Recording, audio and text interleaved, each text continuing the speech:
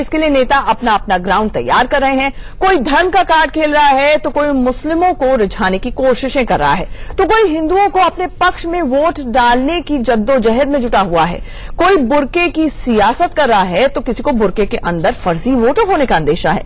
चुनावों को लेकर वोटरों को अपने खेमे में खींचने के लिए सियासत फुल है। अब सवाल उठता है कि आखिर बीजेपी की सबसे बड़ी चिंता क्या है? क्या बुर्के में फर्जी वोटर पोलिंग बूथ तक पहुंच रहे हैं या फिर सिर्फ ध्रुवीकरण की कोशिश में है नेताजी? इसी मुद्दे पर आज हमारी पहली बहस होगी, लेकिन पहले एक नजर डालते हैं बुर्के की सियासत वाली रिपोर्ट पर।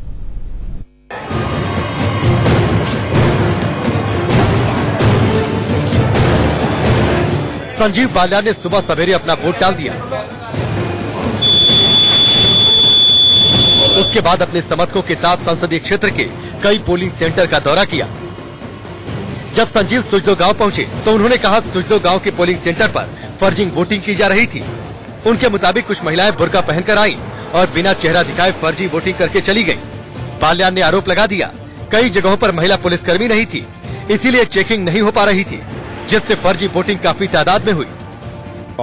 एक भी महिला कांस्टेबल की ड्यूटी नहीं, महिला कांस्टेबल की मैंने देखा है तो बहुत अच्छी तरह से चेहरे चेक नहीं किए जा रहे हैं। अगर बुर्के में कोई आता है तो 4 बार आए 5 बार आए, आप चेहरा चेक कैसे करें? चेहरा चेक करने आप वोट कैसे डालवा सकते हैं? महिला कांस्टेबल बिल्कुल नहीं थी। 25 बूथ 26 बूथ है गाँव में, सुजलो गाँव में। संजीव बालियान ने करीब 25-26 सेंटर ऐसे बताए जहां बुर्के में पहुंची महिलाओं ने फर्जी वोटिंग की। संजीव ने आगे कहा अगर जांच नहीं कराई गई तो वो दोबारा चुनाव की मांग करेंगे। हालांकि चुनाव आयोग ने इस तरह के सभी आरोपों से इनकार कर दिया। संजीव बालियान ने फर्जी वोटिंग के अलावा मुस्लिम संगठन जमाते इस्लामी पर ध्रुवीकरण का आरोप लगाया। आपको बता दें कि जमाते इस्लामी ने महागठबंधन के प्रत्याशी को समर्थन देने का फैसला किया है, फिर उन्हें मंत्री भी बनाया गया। जमाते इस्लामी हिंद ने एक फतवा जारी किया है, ये लोकतंत्र पर खतरा है। लोग ये अगर धर्म के नाम पे वोट मांगते हैं, धार्मिक आधार पर हमें कहा जाता है तो नासूर है इस देश के लिए। ऐसे इन पर तो प्रतिबंध लगाना चाहिए। आपको बता दें कि बीजेपी के लिए मुजफ्फरनगर सीट काफी अहम है। संजीव बालियान 2014 में पहली बार यहां से सांसद बने थे। इस बार उनकी अग्नि परीक्षा है क्योंकि सामने महागठबंधन और आरएलडी के प्रत्याशी अजित सिंह हैं, जिन्होंने इस चुनाव को साख से जोड़ लिया है। हालांकि उनका पलड़ा भारी है क्योंकि महागठबंधन की वजह से मुस्लिम, दलित और पिछड़ा वोट मिल सकता है। साथ ही कांग्रेस ने उम्मीदवार भी नहीं उतारा। ऐसे में संजीव बालियान की इस हड़बड़ाहट को आप उनका डर भी समझ सकते हैं। और हमारे साथ एक बड़ा पैनल जुड़ रहा है जिनको इंट्रोड्यूस करा देती हूँ। हमारे साथ निकत अब्बास जो कि बीजेपी की प्रवक्ता हैं वो जुड़ रही हैं, विजय कौशिक जी पॉलिटिकल एनालिस्ट जुड़ रहे हैं, Zeenat Shaukat Ali womens right activist हैं वो हमारे साथ जुड़ रही हैं, हर्षवर्धन त्रिपाठी जी वरिष्ठ पत्रकार हैं वो जुड़ रहे हैं, मनीष अवस्थी हमारे चीफ पॉलिटिकल एडिटर जुड़ रहे हैं। निकत, मुझे सबसे पहले बताएं, ये बुर्के वाली महिलाओं से परहेज है, बुर्के से परहेज है या वो किसको वोट करेंगी ये परहेज है, चुनाव हारने का डर है? देखिए, जब लगा तीर तब इतना दर्द नहीं हुआ, जख्म का एहसास तो तब हुआ जब देखा कि कमान भी अपनों के ही हाथ में थी। ये मैं इसलिए कह रही हूं क्योंकि अगर हमारी बुर्खे में आकर महिलाएं ही असंवैधानिक तरीके से वोट देंगी और मर्यादा का उल्लंघन करेंगी तो वो गलत है। मैं नहीं कह रही कि आप बुर्खा मत पहनिए, पर बुर्खे के अंदर अगर आप कुछ ऐसी चीजें मैं आपको बताऊंगी कि कुछ पिछले 1 से 1.5 साल में 10 इंस्टेंसेस मेरे पास ऐसे हैं, जिनमें से मैं कुछ अभी 2-3 बताऊंगी भी आपको, जिसमें बुर्खे के पीछे ऐसे ऐसे कारनामे हुए हैं जो हम सोचते हैं तो घबरा जाते हैं। अच्छा ठीक है, आप घबरा जाइएगा, लेकिन मुझे ये बता दीजिए क्या आपने FIR दर्ज कराई है? नंबर 1, इसी में शिकायत करना, मीडिया में बाइट देना बहुत आसान होता है। चुनाव आयोग में 1 मिनट सवाल तो होने दीजिए ना। बोलिए, आपने FIR दर्ज कराई है और आपके पास क्या सबूत है?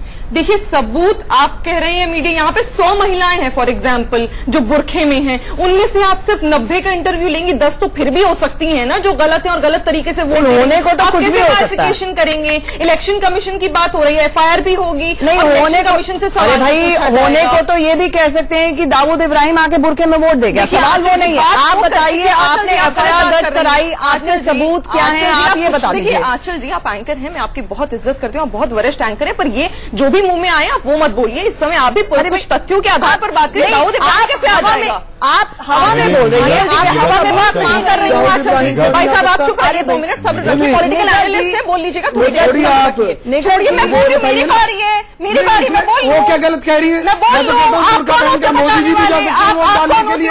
आपके पास कोई सबूत भी तो होना चाहिए। तरीका नहीं है बहस करने का। किसी जाति विशेष की महिलाओं को विजय जी अच्छा वो उनको मुझे बोलने दीजिए। ये मुझे अच्छा लगता है जब नेता लोग हम लोगों को 4 बातें सुनाते हैं, इसका मतलब है हमारे सवाल ठीक ठाक चल रहे हैं। निगत जी 1 मिनट, निगत जी 1 मिनट, हवा में आप सवाल नहीं होने दे रही हैं। आपने सवाल आप सवाल नहीं होने, फिर आप दूसरा सवाल पूछ लीजिएगा। आपने वो जवाब नहीं दिया, इधर उधर की शेरो शायरी मुझे नहीं चाहिए। मुझे सिंपली बताइए आपने FIR दर्ज कराई, आपके पास सबूत क्या है?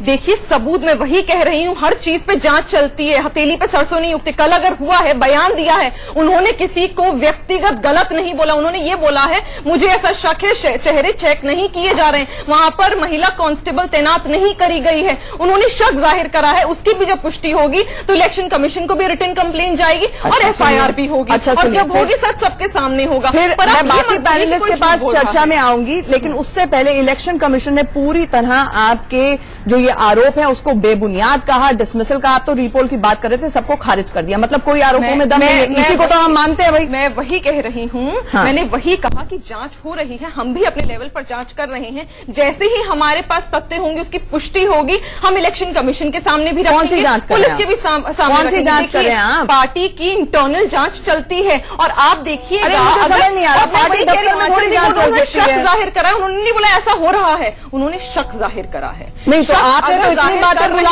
आपने बुलेटिन की शुरुआत में ही बोल दिया कि 100 महिलाएं हैं, उसमें से 10 ने ऐसे काम किए जो कोई सोच नहीं सकता है। इतनी सब बातें आप बोलती चली जा रही हैं और अब आप बोल रही हैं कि शक जाहिर किया है। मैंने कब कहा आंचल जी आप सिलेक्टिव लिसनिंग मत करिए, मैंने कब कहा कि महिलाओं ने ऐसे काम करे? मैंने कहा 1.5 साल में बुरखे की आड़ में ऐसे काम हुए। मैं आतंकवादियों की बात कर रही थी जो बुरखा पहनकर भाग गए। आपको याद होगा मुझमें हिजबुल मुजाहिदीन के 2 आतंकवादी। भाई साहब 1 मिनट, समीर अहमद और फिरदौस अहमद कश्मीर से भागे थे बुरखा पहनकर। मैं उसकी बात कर रही थी, महिलाओं की बात नहीं कर रही थी। प्लीज सिलेक्टिव लिसनिंग आप नहीं, आपके ऊपर बहुत जिम्मेदारियां एंकर के तौर पर। अरे मेरी जिम्मेदारियां मुझे ना याद कराएं, आप अपनी जिम्मेदारियों का ख्याल रखें। मुझे ये बोला आपने, बात कर रही हूँ। आप देखिए कुछ भी बोल देती हैं। आप मुझे बताइए कि आपने बोला जांच चल रही है, मैं जानना चाहती हूँ भाई जांच तो उसी वक्त, अगर आपको कोई शक शुबा था, आपकी आरोपों में कोई भी मेरिट था, तो वहां पे महिलाएं कतार में थी, आपको वहां पे रेस करना चाहिए था, सबूत देने चाहिए थे, FIR लॉन्च करानी। आपने वो कुछ नहीं किया, आपने सिर्फ आरोप लगाए, ईसी ने आपके आरोपों को डिसमिस किया और आप बोल रही हैं बुरखे की आड़ में बहुत कुछ हुआ। तो महिलाएं अब बुरखा पहनना छोड़ दें? मुस्लिम महिलाएं? फिर आप गलत बोल रहे हो आंचल जी, मैंने कब कहा बुरखे की आड़ में बहुत कुछ हुआ? आप दोबारा रिपीट करिए, मैं चैलेंज करती हूँ, रिपीट करिए। मैंने अगर ये बोला कि बुरखे की आड़ में बहुत कुछ है, मैंने कहा आपने अभी तो कहा 1 मिनट पहले हुई है, आपने 1 मिनट पहले कहा। मैंने क्या बोला मैम? आप आंचल जी आप सुन ही नहीं रहे हो। आप मैं चैलेंज कर रही हूँ मेरी वीडियो। अच्छा निगत देखिए ऐसा है, आपने शुरुआती ये की कि 100 महिलाएं अगर बुरके में हैं तो उसमें से 10 कुछ ऐसे कारनामे कर सकती हैं। हाँ, तो आंचल निगत सुनिए, फिर आंचल ने कहा कि भाई इसमें ऐसे कई उदाहरण हैं कि जिसके तहत हुआ है, कोई भी आके कह सकता है कि ऐसा हुआ। आंचल मैं आपको याद दिलाऊं, 93 मुंबई धमाकों के बाद मुंबई में ये एक बहुत बड़ी एक तरह से रूमर थी कि दाऊद इब्राहिम आए थे और वो बुरके में मुंबई एयरपोर्ट से बाहर भी चले गए। तो अब आप ये सोचिए, कहानी किस्सा कोई गढ़ने के लिए बहुत आसान होता है, लेकिन जब तक आपके पास कोई ठोस सबूत, ठोस आधार ना हो, मुझे ऐसा लगता है कि ये बेईमानी है। निगत ठीक, हमने हमारे जो उम्मीदवार हैं वहां से उन्होंने शक जाहिर करा है और उन्होंने कहा है शक की बुनियाद, देखिए आप बुनियाद नहीं बता पा रहे हैं। बुनियाद तो फिर राहुल गांधी जी ने भी कह दिया, मेरे ऊपर हमला होने वाला था, मेरे पास उन्हीं बाद में ही पता चला कि उनके ऊपर वो जो रेड वो जो लाइट पर होम मिनिस्ट्री ने इंक्वायरी शक जाहिर करना प्रत्येक व्यक्ति का हक है, डेमोक्रेटिक नेशन है, लोकतांत्रिक देश है। शक जाहिर करा है, आप मीडिया के माध्यम से करें। अगर आप उसको उल जलूल करके बयान प्रस्तुत करेंगे तो वो कुछ नहीं कर पाएंगे। शक और ऑब्सेशन और उसका चुनावी फायदा उठाना, ध्रुवीकरण करना, ये ज्यादा सीरियस बात है। मैम ध्रुवीकरण कौन कर रहा है, चुनावी फायदा कौन उठाता है? विजय कौशिक जी क्विक रिबटल, उसके बाद हर्षवर्धन जी। विजय कौशिक जी, देखिए भाजपा की नीति पहले से ही दिखाई दे रही थी और मैं समझता हूं कि इन्होंने मुस्लिम वोटों को नकार दिया है। इनको लगता है कि हिंदू तादाद में ज्यादा हैं और हिंदू वोट, देखिए या तो मुझे बोल लेने दीजिए, बोले थे जवाब दे रही हूँ। नहीं कोई दिक्कत नहीं, पूरा देश देख रहा है आप क्या बोली थी।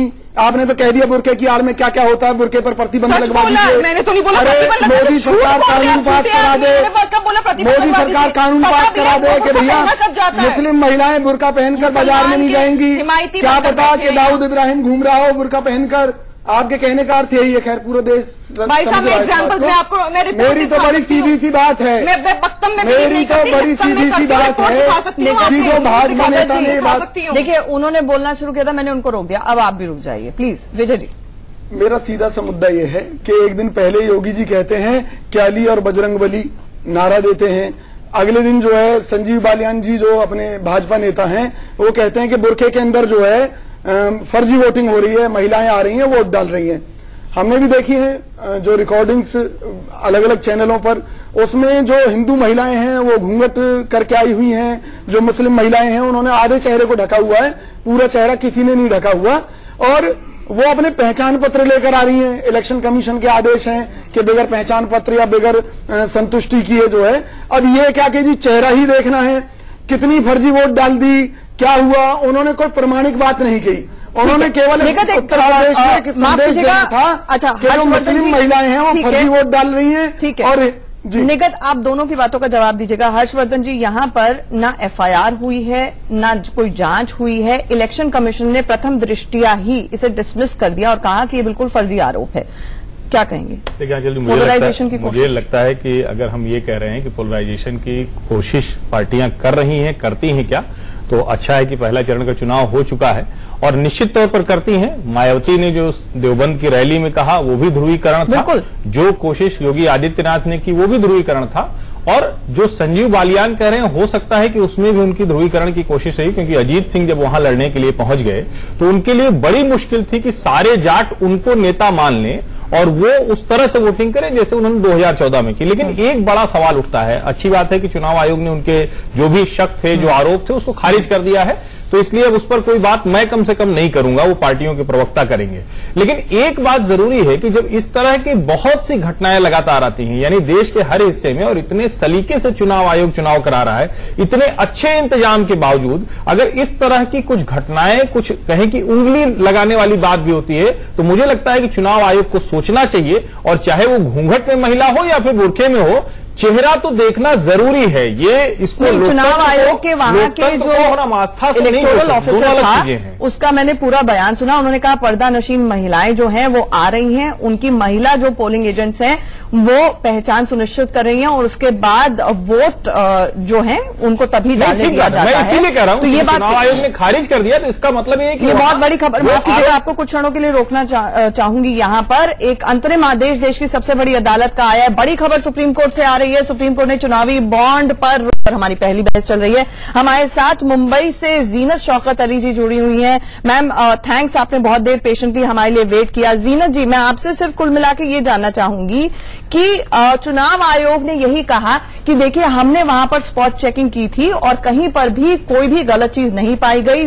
संजीव बालियान के तमाम आरोपों को उन्होंने सिलसिलेवार ढंग से खारिज कर दिया। लेकिन सवाल यहां पर यह उठ रहा है कि डर ये बुरके से है, ये पोलराइज करने की कोशिश है, या बुरके के अंदर कौन कैसे वोट डाल रहा है इसको लेकर ये डर है पार्टी का, जो इस तरह से संजीव बालियान ने मुद्दा उठाया?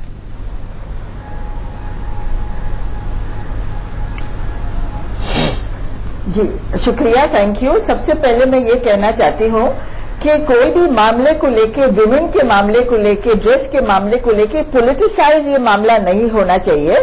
वैसे मेरी राय ये है कि अगर सिक्योरिटी प्रॉब्लम्स है तो चेहरा दिखाने में कोई भी हर्ज नहीं है।